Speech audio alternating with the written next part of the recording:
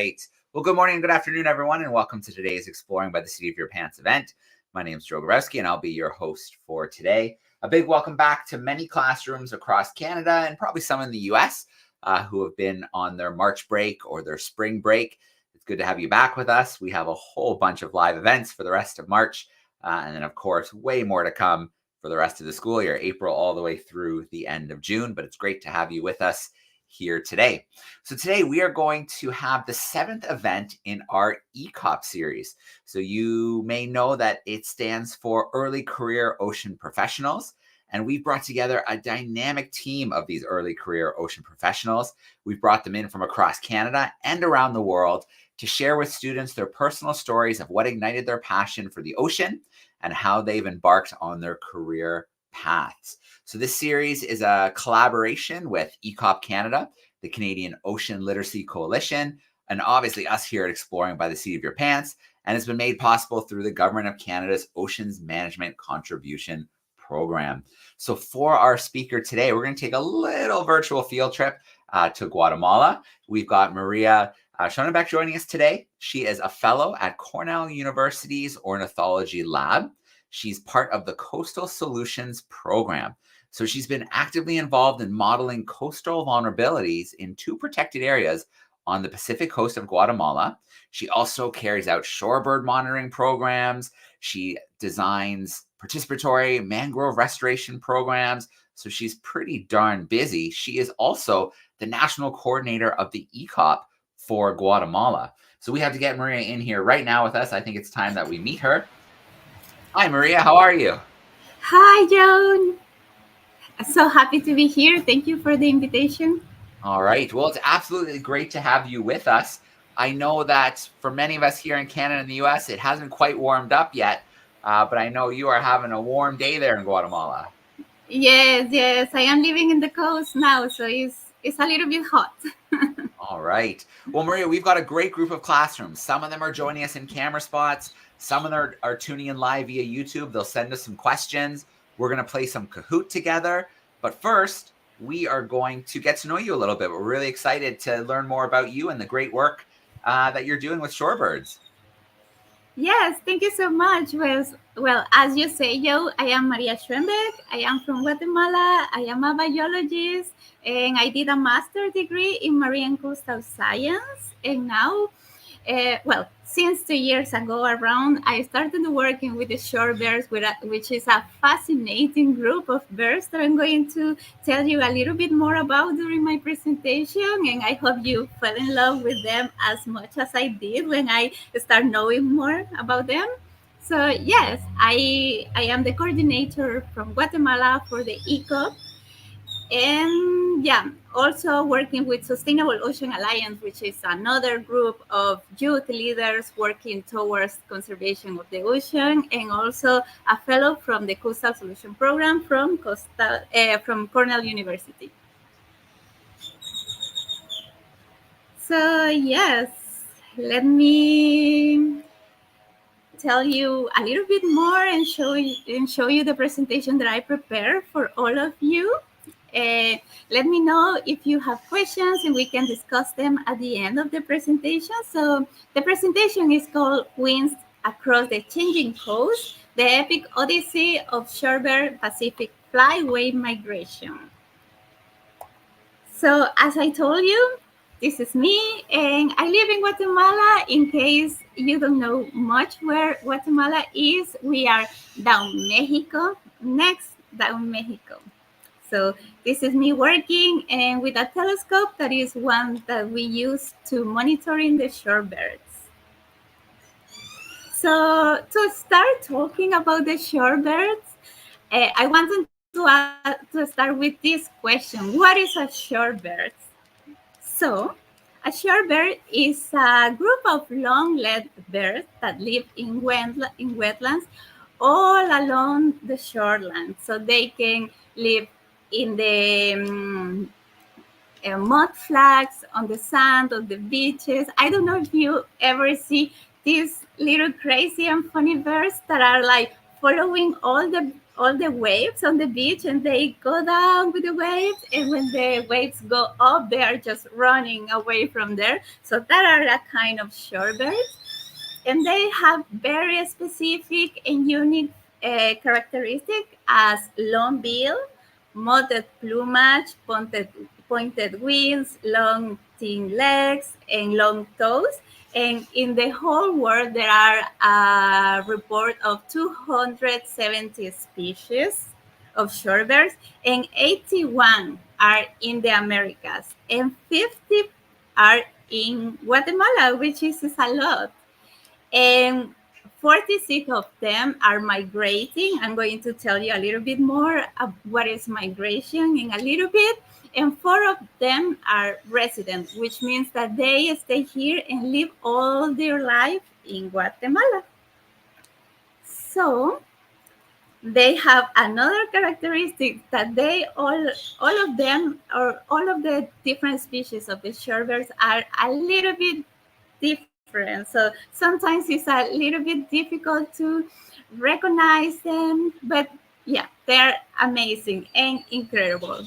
And one of the very specific and unique things about them is that all of them have different beaks, and all of them works different for their different diets. As you can see, some of them are like curly on this side, other ones are like this this shape, like more curly on the up, more are like straight beaks, and that's because they have different range of of animals that they feed. There can be some crabs, mollusks, worms, insects, and maybe in the mud flags or in the beach we cannot see much animals, but there is a lot everywhere. So they are always looking for all the food in the sand and in the wetlands. So I want to show you a little bit of a video so we can look a little bit of the shorebird.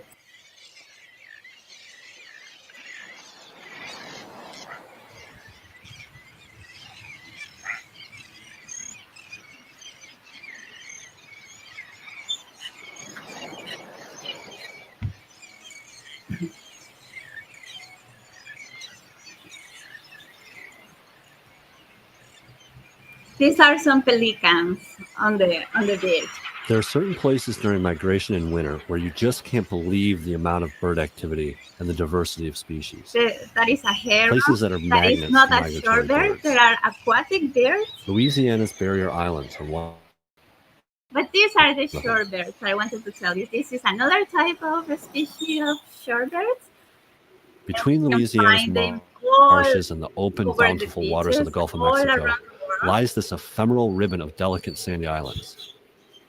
They provide the only sandy habitat in the region and enable great concentrations of birds to utilize the food-rich waters of the Mississippi Delta. This is another. During You can see migration how and in they winter, are birds feeding converge and there looking from for all food. over the continent. The sanderling comes from the high Arctic. And the different From the type western of prairies, fields, the long-billed that curlew. is like more curly. Least sandpipers breed across Canada's boreal forest. And western sandpipers come from coastal western Alaska.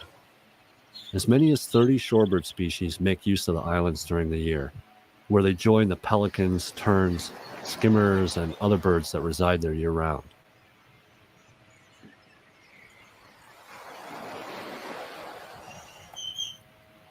And one very important thing about them, as I was telling you, is the migration and the routes of that the different birds takes to migrate are called flyways. So we are going to talk today about the Pacific Flyway route. And as you can see on this little video, they migrate from the Arctic in the very north to Tierra del Fuego, which is the end of the world in South America. And we have in our left side a graphic, and you can see the yellow part, which is half of their time, in the year, most of the 50% of the time they are spending on the south, and the other part they are spending in the migration route. But what do they migrate? So they fly to the Arctic to breed. That means to have babies. While they are there is on the summer when it's light all day. The 24 hours there is light and there is plenty of food. And just try to think about the spring and when the sun starts coming out after the winter and everything is becoming so green and the grass and all of the insects around. So they go because of that, because there is a lot of food so they can breed and have their babies. But when it starts to get a little bit colder and just going back to the winter, they just fly back to South America. But during the flight migration, they have different stopovers, and Central America, where Guatemala is a very, very important stopover area. And they stop here just to rest and eat. They need to eat a lot because they sometimes can fly for days without stopping. So they lose a lot of weight on that. So they need to stop, rest, eat, and gain some weight again. Another very important thing is that some of the birds, like red-nose, that is one specific species of shorebird, they can fly in their whole life 768,802 kilometers. That would be like flying to the moon and go back. That is a really long distance. And they can fly for like a speed of 30 kilometers per hour, which is fast. And another very important thing about them is like, imagine flying for days without stopping, and you could ask yourself like, what happened? How do they rest? Do they sleep while they are flying? And yes, this is a very important question that scientists have asked them. And yes, scientists think that they might have like micro naps, and they flap their wings so they can have small naps. And with looking at this map and thinking about the migration, I wanted to try to close your eyes and try to imagine just be a newborn shorebird being in the north, in the Arctic. And one day, when it's starting to get cold, your parents just decide to fly back to South America, and you stay there, just trying to feed and trying to gain some weight. And after a few weeks later, you have to go uh, follow your parents and fly to the South America. But the amazing thing is that your parents never show you the way and the way to fly, but for some reason you just land in the exactly beach or mud flat where your parents do. So that is amazing. And this information about the migration can be transferred from the parents to their babies by the genetics, but there is another important and different ways that help the birds to during the migration and to navigate it, and they can have the different orientation for the sun, the stars, the land masses, and the air magnetic field. So I wanted to share with you a little video about migration. It's not only about shorebirds, but it's about migration in general. Each spring, nature lovers eagerly greet the signs that winter is finally coming to an end. As the days grow warmer, the flowers and trees start to bloom, and the world comes alive with the melodious calls of birds in search of a new mate. But where have these enchanting sounds been hiding all winter? For almost 200 species of songbirds, their winters have been spent down in the tropical climates of Central and South America. While this may sound ideal, it involves one of the most perilous journeys known in the entire animal kingdom. This journey is called migration, and for songbirds, this can involve traveling somewhere between a few hundred to almost 7,000 miles in a period of several weeks to 4 months. Birds spend weeks preparing for the intense journey by gorging on large quantities of food, sometimes doubling their weight prior to departure. While flying, birds can lose almost 1% of their body weight an hour, so packing on the pounds is crucial to their survival. However, more than the physical stress, migrating birds are now facing a new source of hardship: landscape change. Just imagine you're the one getting ready to take a trip. You've packed the car with everything you think you need, fueled up the tank, eaten a huge breakfast, and hit the road. You've taken this journey before. You know all your favorite rest stops and little back alley diners to grab a bite. Everything is planned out. But just as your fuel gauge starts dipping into the red zone, you pass by what should have been a gas station, except it's closed. Not a problem, you think. The next one can't be too far away. But then that next station never appears. Unfortunately, as you continue on your route, the reality of the situation starts to set in. More and more stations are closed or just erased from your map. All of a sudden, your routine trip has become a desperate search just to find somewhere safe to rest and refuel for the night. This scenario has become the reality for the majority of migrating songbirds as human land development continues unchecked. Humans are altering important stopover sites that birds have been using for generations.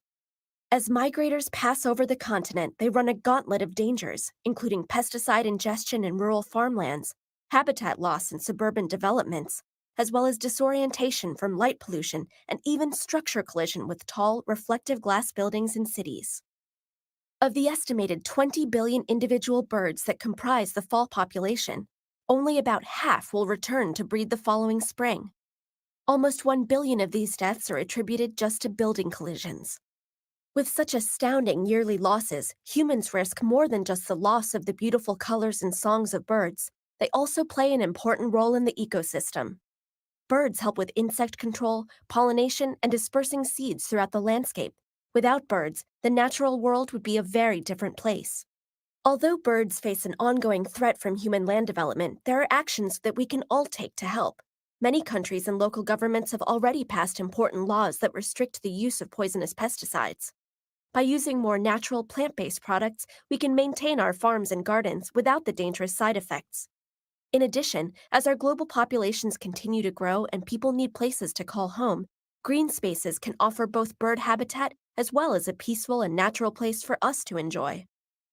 Small changes at home can also make a huge difference.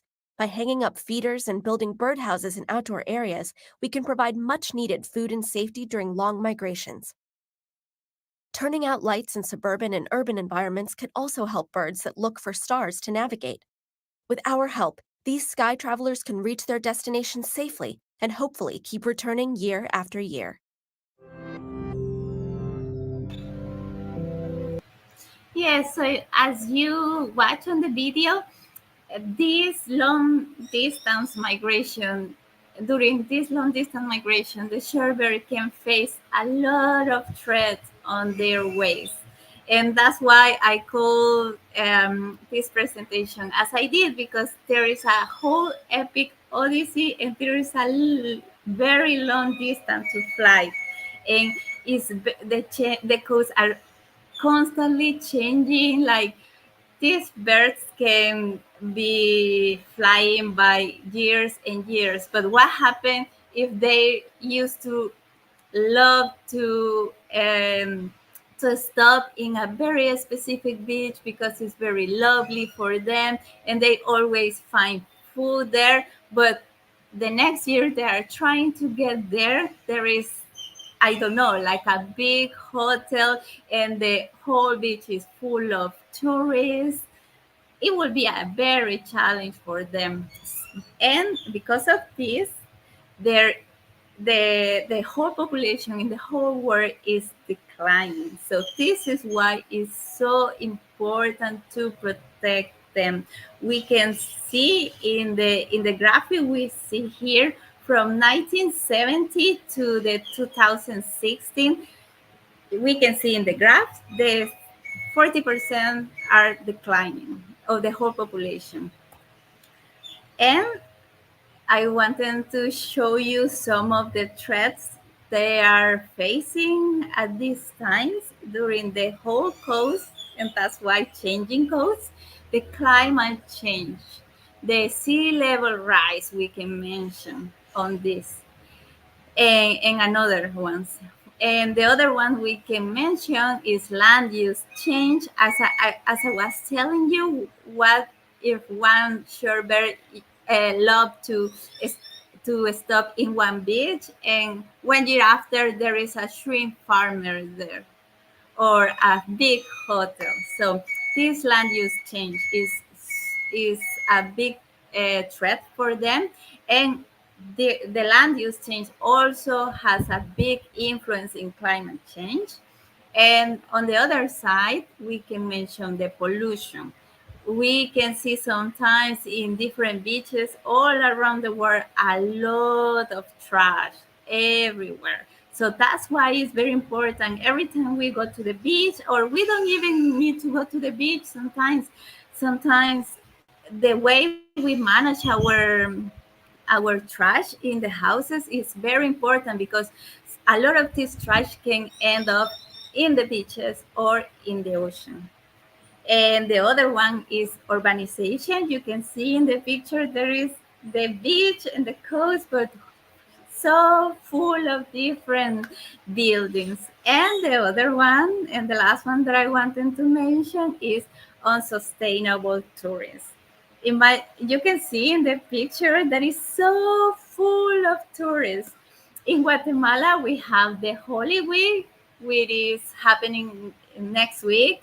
And in that whole week, a lot of people from the city and other different parts of Guatemala decide to come to the beach. But the whole place is full of people. And what if a shorebird or another migratory bird is coming here and try to land? They are not going to find a place or a space. So I always want, and I always like to say, for the big challenges we can face, we need to create big solutions as well, or bigger solutions to that big challenges.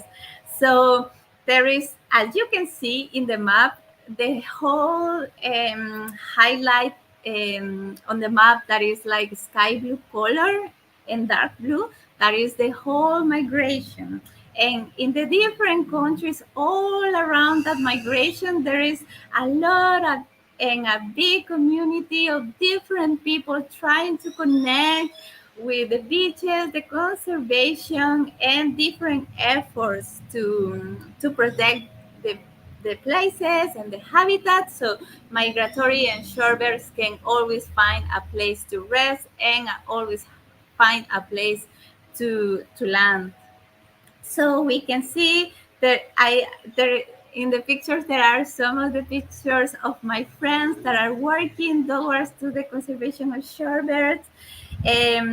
We are doing monitoring, environmental education, different talks as now, so we can spread the message and tell to the other people why it's so important to care of these birds. So I just wanted to tell you a little bit of the program and the project I am leading in Guatemala. These shorebirds that you can see in the pictures are one of my favorite shorebirds, that is called Rudy Thornstorm, because with the bill, they are always like looking for food down the rocks. So they are like turning the rocks all on the beaches. So they are so lovely. And the project is called Resilient Coastal Ecosystem, Strategies to Protect the Shorebirds in the Pacific Coast of Guatemala. And this is the logo that you can see on the right is Alas y Raíces Resilientes, which is the short name of the project, and you can see different logos here because there is a whole community of different organizations that are supporting this project and trying to collaborate to protect the birds. So where are we working? You can see in the map in Guatemala, very down on the south coast, on the east, almost next to El Salvador, there is two protected areas, which are called Monte Rico and Hawaii.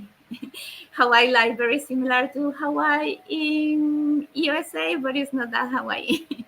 But this area is very important, and we decide to work here because, as I told you, and I don't know if you remember that I mentioned earlier that in Guatemala we have 50 species of shorebirds.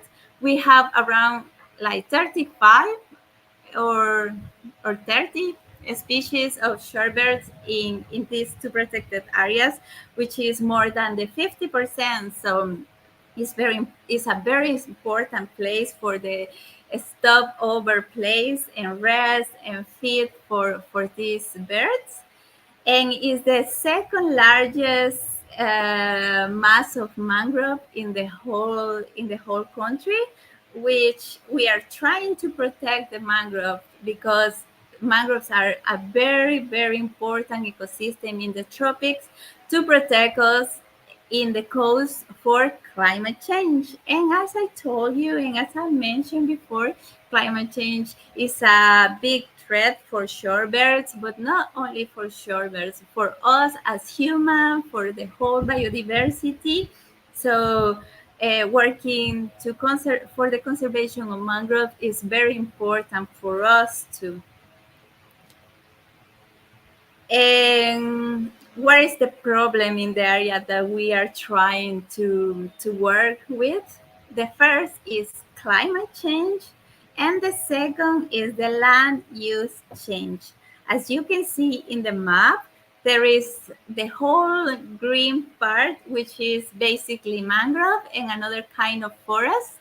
They have different parts which are great. That is like areas that has been degraded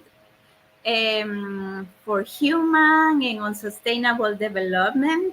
Here in the Pacific coast, we have a big problem with sugar cane companies because they are not very in the coast, but they are a little bit on the hills and over, but they are like taking the water out from the river. So what happens if you stop or cut the water down to the river? After a bit, we just don't have fresh water. And what happened with the mangroves? They need a mix of salty water and fresh water to live. And the water is a very, very, very important resource for them, and not only for the mangroves, for the whole biodiversity and the people. So this is a very important threat that we are trying to work with it. And in these degraded areas, we are working towards to restore the places. If there is no mangroves or trees anymore, we are going there and plant some more. So yes, at the end of the day, what are we doing to protect the shorebird? Well, we are protecting their habitats so they can have this place to stop. So, as I mentioned, we are planting more mangroves. You can see in the picture, there is a lot of people from the community in this protected area who has been getting involved and trying to protect all of the trees. We are also carry out environmental education programs. There are so many schools here around, and we, for example, in the last December, we did like winter school just to work with the kids, and we were having different activities, and they were having a lot of fun. To be honest, we were like going to the mangroves and bird watching and trying to learn the new birds. And we also are carrying out a program of bird watching monitoring. I am doing that with another friends and colleagues that are biologists as well. And these birds are very, very sensible to the changes on the environment. So we are every month we go to the different places with the telescopes or binoculars. We are counting how many species, how many birds we can see, we can count, and we have all of the details and the records. And this is very important to protect the birds as well, because if you do it year by year by year, you can see if there are changes, there is less species, less number of total individuals, things like that. And also we are trying to do trying to create economic alternatives, because mangroves are like a very valuable tree for people here, because the wood is very good for cooking and burning and for building house, but it's a tree that is in danger, so we need to care a bit. So we are trying to take another alternatives and income, so the people can earn money in another way and they can start looking after the mangroves. So here is a video of the place that I want to show you a little bit. Here are the places and the areas that we are foresting the mangroves. And maybe you can ask yourself, like, why are in these little boxes of bamboo? They are called chinampas, which is a word is from Mexico, and the Aztecs used to use them just to plant different trees, and they are very special because they protect the plant from the different waves and the flood as well. So we are using them in this area because the water in the place can change a lot. In the dry season, well, we don't have summer, winter, spring, and autumn. We only have dry season and rainy season. We only have that two in the whole year. But in the dry season, the water depth can reach like 5 centimeters, and when it's rainy season, can go up to 1 meter or 1.5 meters. So we need to make sure while their plants are growing, they have enough space and don't die by the flooding. And this is another video of my friend just doing the monitoring of bird watching. This is the beach we are working. It's really beautiful, and you can see all the mangroves behind. And yeah, there is another thing that I wanted to share with you and with the other people, like, how can you help to protect the shorebird from your place, from your home, from your school?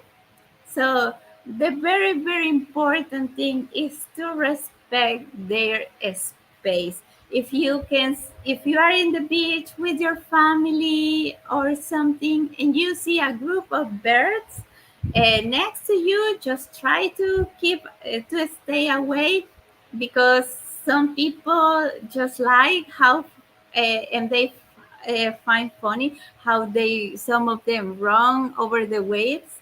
So try to like run after the bird, so they get really scared. So what we need to do is just try to respect their spaces and be a little bit away from there, just to not scare them.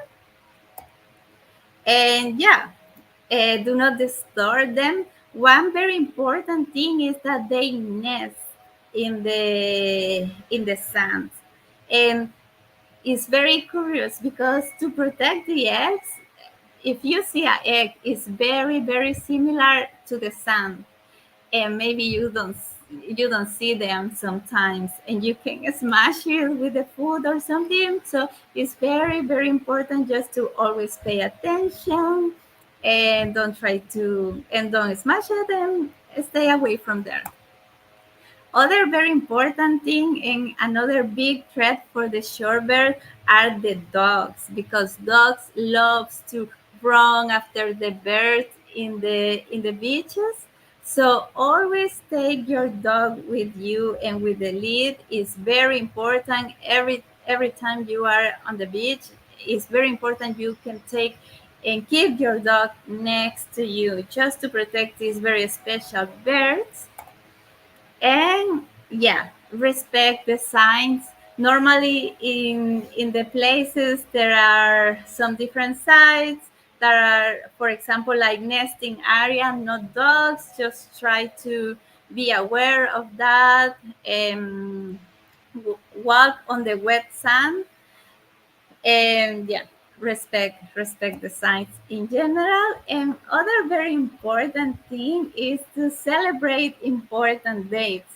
For example, the World Migratory Bird Day, which is in October 12th, and the World Shorebirds Day is on September 6th. And this is very important because we need to be involved in these very important celebrations. And so people need to know about shorebirds. And so there is a very important thing that we like to say is that we cannot protect something that we don't know. So as much as we can start learning and start to know a little bit more about, we are going to start to care more about and start to fall in love and start protecting all these important and special birds, and as well as their habitats. So yes, just try to be involved. In USA and in Canada, I know there are different, for example, like birds day fairs or different activities for this special day. So maybe you can go on the website or ask your parents to look for some information, and you can participate. I'm sure you can find an activity next your house or your school. And yeah, that was the presentation. And thank you so much for joining this conversation. And I hope you enjoy it and learning a little bit more. All right. Maria, thank you so much for, excuse me, a great presentation. Takes into the world of the shorebirds, and they're migrating through your way on that flyway along the Pacific. So what I think we're going to do is play a quick Kahoot quiz. While you were presenting, I pulled together some Kahoot questions for the students. So let them test their knowledge and see who comes out on top. And while students are joining the Kahoot quiz, I'm also going to take a few of our questions to start as well. I've got some questions coming in via the chat, and I can also visit some of our camera groups. So let me share my screen here really quickly. I'm going to bring up our Kahoot. There we go. Hit start. So that should be loading up for everybody now. Perfect. So if you are in your classroom or if you're joining from home, you want to go to kahoot.it. Kahoot.it. Number 9262 is our PIN number for today. Or if you have a device like a tablet or a phone, you could scan this QR code up in the corner and it'll bring you into the Kahoot quiz. So Maria, while students are joining us, you can see them starting to pop in. I'm going to send a couple questions your way. And the first one, we've got a classroom in Alaska with us. So right up at the start of that flyway in the Arctic, in the Alaska area. So they're wondering, do all birds migrate or just some? Yeah, not all of the birds migrate. Some of them migrate and some of them are residents. So they spend their whole life in one place. All right, very cool. I'm going to bring Miss Kim's hanging out with us. She's got her students joining virtually. How you doing, Miss Kim? Hi, doing good. Can you hear me okay? Yeah, we gotcha. Yeah. Okay, good. One of my students is wondering what are their predators, these shorebirds? Yes. For example, different wild animals as raccoons and dogs, as I say, they are predators from, well, not natural predators. We should not take our dogs without the leash on the beaches, but yeah. Okay, okay. And which shorebird is closest to extinction? I have another question from them. Yeah, there is one that we are working in Guatemala that is called snowy plover. There is not much of these birds in the whole world, and it's so important to protect them. And yeah, they're in the red list of the IUCN. So I can mention the snowy plover. Okay, All right. thank Thanks, you. Miss Kim's crew. We're going to start our Kahoot very quick shortly, but I want to bring in our crew in Illinois. I think we got some third graders hanging out with us. How are we doing, third graders? All right, we've got Della over here. All right. Have you ever seen a shorebird trying to find a place to land? And well, I don't know, to be honest, because like every month that I monitoring the shorebirds, most of the time I go when the tide is low, so I find them just eating. And then sometimes some falcons, for example, there is another predator from shorebirds. Sometimes I cannot even hear the falcons, and they make a little noise, and all the shorebirds goes like, "Woo," and then just trying to land again. But from migration, I don't know. Yeah, and also, how long have you been working at this job? Around 2 years or 1 year and say 7 months, around there. Yes. All right. And Phoenix School, I want to give you a chance for one question before we do our Kahoot, but we will come back and do a few more questions, of course. How's it going, Phoenix School? Looks like a nice group of students there. Very cool.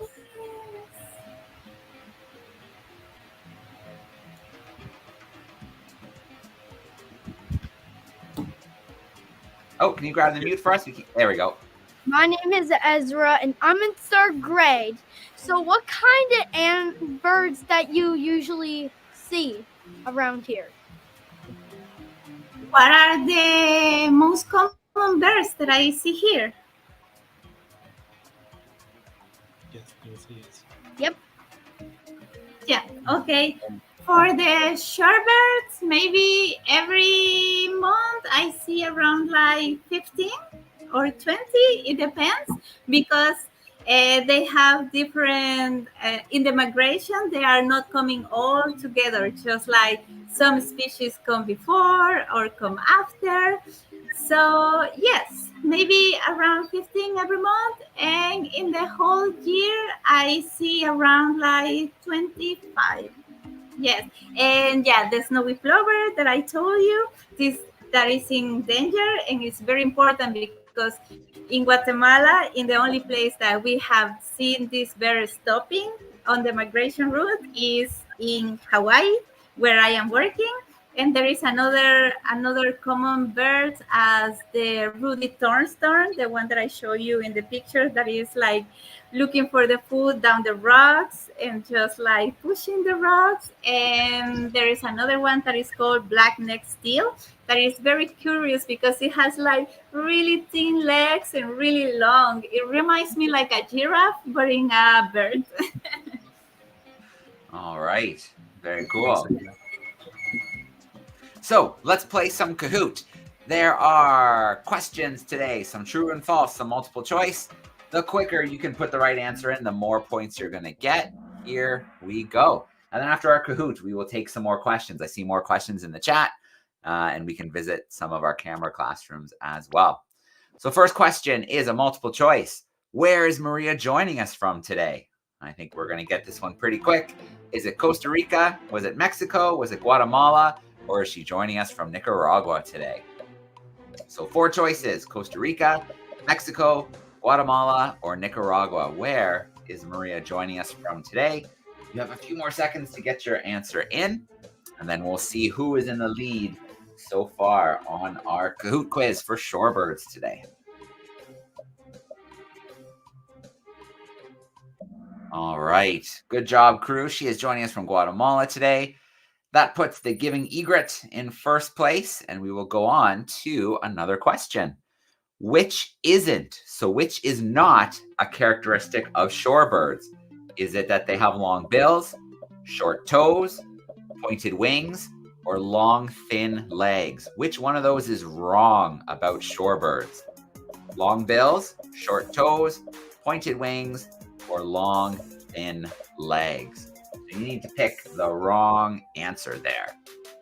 That is not a characteristic of shorebirds. All right. Good job, crew. Most went with short toes. We learned from Maria, they have long toes, and of course that helps them probably wade through the water and the soft sand while they're looking for some food.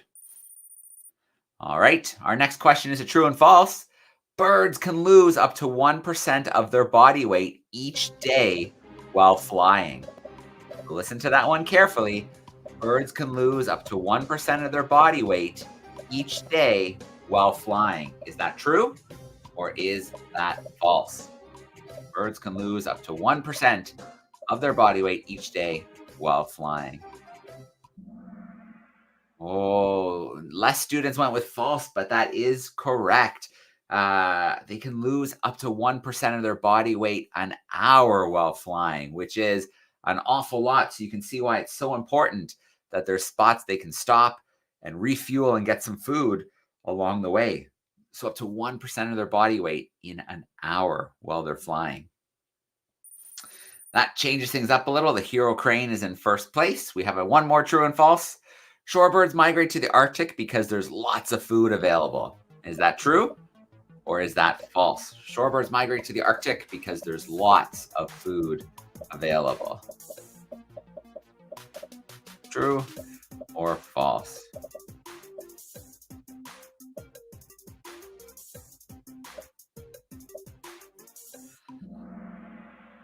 Oh, we tricked a few students. I know that the Arctic is not always the most hospitable, not the nicest place to be, but during the spring, there's an explosion of life up there. There's lots of food. So the shorebirds go all the way up there, some of the species, because they can find lots and lots of food. But then when the weather changes, they're going to fly back to the warmer spots to overwinter. That puts the royal unicorn in first place. We have one question to settle things. What is an example of a threat facing shorebirds? Is it climate change, pollution, land use change, or all of the above? You want to pick your best answer there. Is it climate change, pollution, land use change, or all of the above? So something, a threat that's facing shorebirds.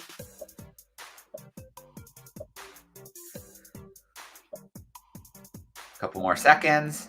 All right. Most students went with all of the above, and that is right. Climate change, pollution, land use change are all examples of threats facing shorebirds. Let's look at our podium. In third place, we've got the dazzled hen. In second, we've got the dandy hare. And in that top spot, who's got that spot today? The adorable bear. So lots of movement with that top spot, but the adorable bear comes out victorious in the end.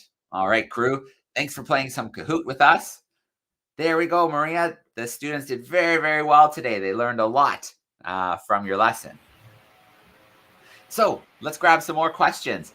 Phoenix School, if you want to send somebody back up to the front, we'd love to get another question from your group.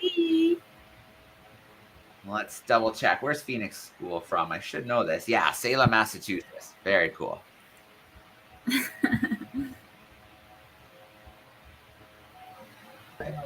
My name's Alfie. I'm in 6th grade.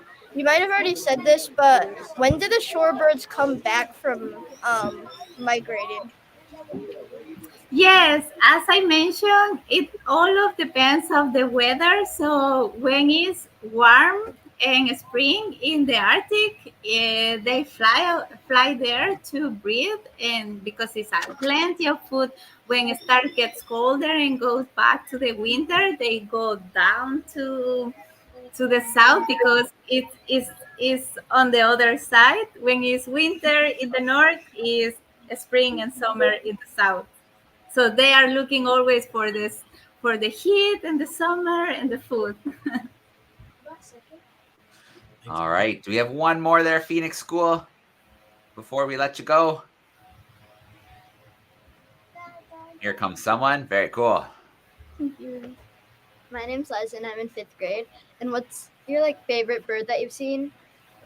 My like- favorite, yeah, is the snowy plover. Yeah, it's really cute, and it's like a little bit chubby and small, and it's called snowy because when you see it, it literally looks like a ball of snow, super white, and you can see it.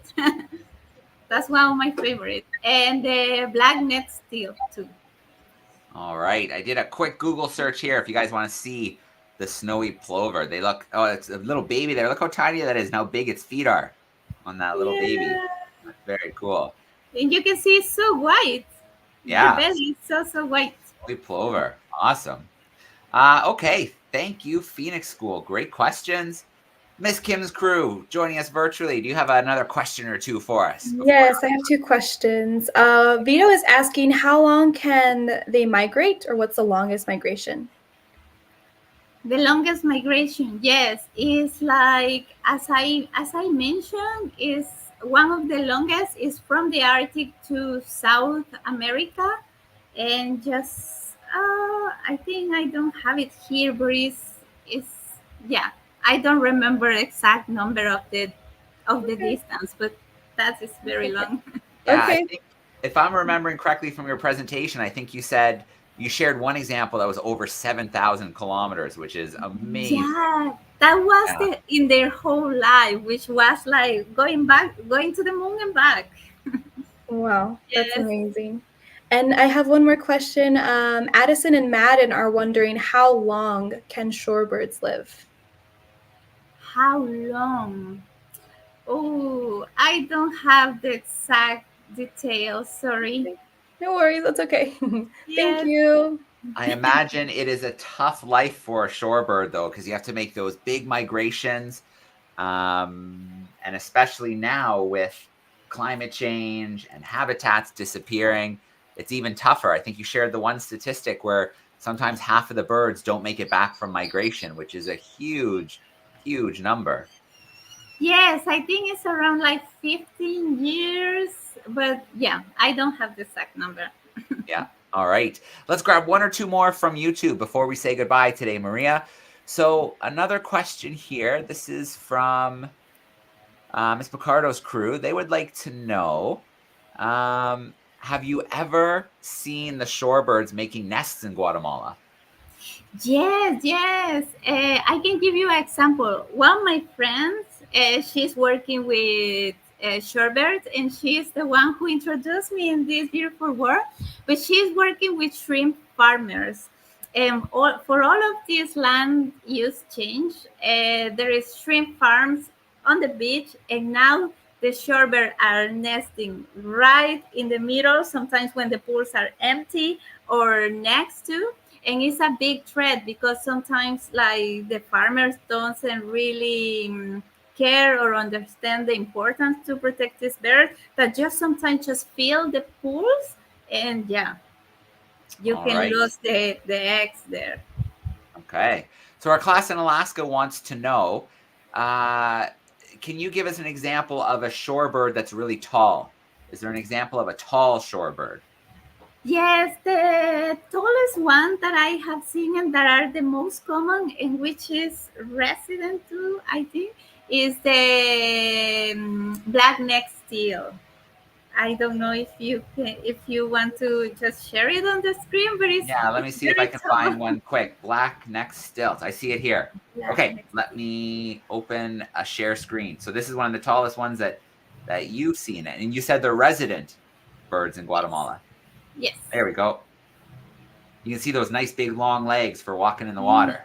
Yes, there is so long and so thin as well. Sometimes I feel that it can break very easily, but they are like very svelte as well. Yeah, very cool. All Yes. right, one more question here.